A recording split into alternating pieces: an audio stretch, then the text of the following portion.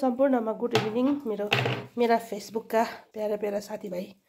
सबै सम्पूर्णमा है मेरो फ्यामिली है तपाईहरु मेरो परिवार हुनुहुन्छ जो पनि मेरो फ्यान फलोअर्स हुनुहुन्छ मेरो फेसबुकमा एड हुन्छ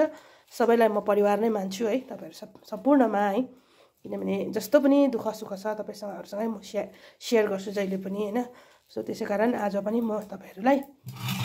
एउटा नयाँ एक्सपिरियन्स है मेरो यो चाहिँ तपाईको के हो भन्दा चाहिँ यो चाहिँ साग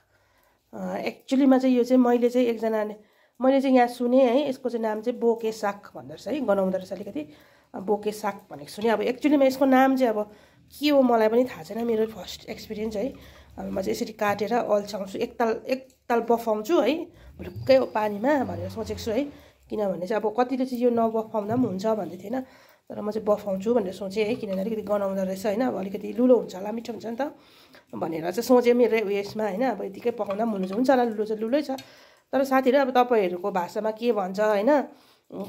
कसको भाषामा के भन्छ तपाईहरुको गाउँमा यसलाई के नाम दिन्छ है मलाई चाहिँ एक्चुअली थाहा भएन र मैले एकजना दिदीलाई आईलाई भनेको थिएँ स्पेशली है आईको घरमा मैले खाएको थिएँ छुर्पीसँग आईले यो टेस्ट गर्दा भनेर दिनु भएको थियो मैले कहिल्यै खाएको थिइनँ यस्तो मिठो लाग्यो हैन अन्त आईलाई मैले भनेको थिएँ मलाई पनि भनिदिनुस् ल आई भनेको थिएँ मैले सायद भनिदिनु भयो होला है र आज ल्याइदिनु भएछ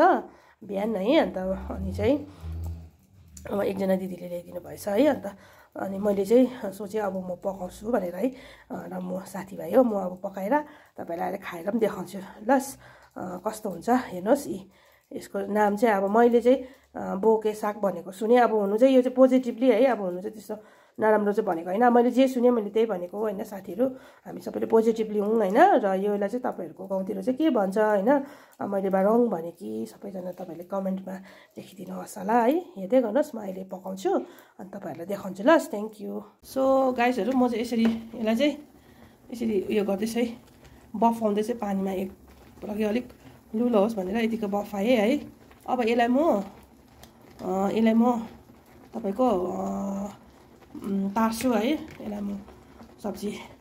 यसलाई म बोलमा तार्छु है त्यहाँ तारेर चाहिँ अनि चाहिँ त्यहाँ तपाईहरुलाई म पकाउँछु अनि त्यसको बादमा चाहिँ देखाउँछु अनि खाएर पनि देखाउँछु कस्तो हुँदो रहेछ र गाइसहरु तपाईहरुको गाउँमा चाहिँ यसलाई के नाम दिन्छ लु गाइसहरु मैले चाहिँ अब यो बफाए है यसरी तारे है ठुल्ठुलो चाहिँ काटे अनि सानो चाहिँ त्यतिकै राखेको छु मैले हैन अनि यसको लागि चाहिँ अब यहाँ टमाटर प्याज है सुक्खा खुर्सानी लाएर चाहिँ सादा है छुर्पी लगाएर भुर्छु भनेर मैले सोचिरहेको छु है पकाउँछु छुर्पी लगाएर चाहिँ निङ्गुरे पकाएकोहरू जस्तो स्टाइलले पकाउँछु भनेर पकाउँदैछु अब चाहिँ म पकाउनु लागेँ साथीहरु यहाँ सुक्खा खुर्सानी टमाटर प्याज यो तपाईको साग चाहिँ यसरी अब बफाएँ है मैले सो हेर्दै जानुहोस् है लु है साथीहरु मैले चाहिँ छुर्पी लगाएर चाहिँ साग चाहिँ अल्ट्याङ पल्ट्याङ पारेर पनि यसरी यस्तो भयो तपाईको अनि चाहिँ यस्तो भयो यहाँ हेर्नुहोस् छुर्पी लगाएर अब मेरो क्यामेरै त्यति राम्रो छैन साथीहरु अब राम्रो क्यामेरा भए त राम्रो देख्थ्यो होला है छैन है त्यति राम्रो क्यामेरा छैन र पनि छुर्पी लगाएर अल्ट्याङ पारेर है यतिको चाहिँ बनाएँ मैले हैन साथीहरु निङ्गुरेहरु जस्तै बनाएँ सादा बनाएँ अब देख्दा त यो खाउँ लाग्दो त भएन हैन तर अब खाँदा चाहिँ टेस्ट चाहिँ कस्तो हुँदो रहेछ भने साथीहरु यसको चाहिँ अब हुन त मैले अस्ति खाएको आइकोमा तर कस्तो हुँदो रहेछ भने चाहिँ यसमा चाहिँ तपाईको उयो चाहिँ नि यो के रे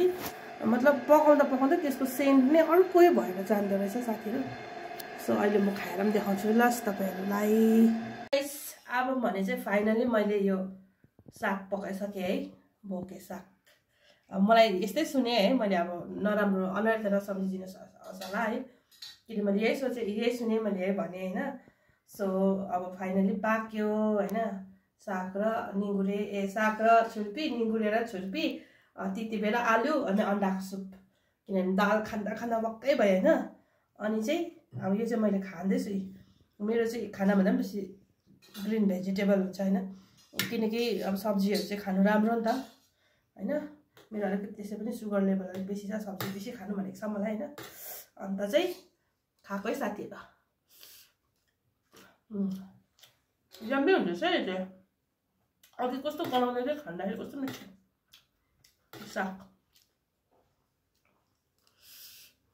निङ्गुरे र छुर्पी साग र छुर्पी अनि आलु र तितेबे अनि यो चाहिँ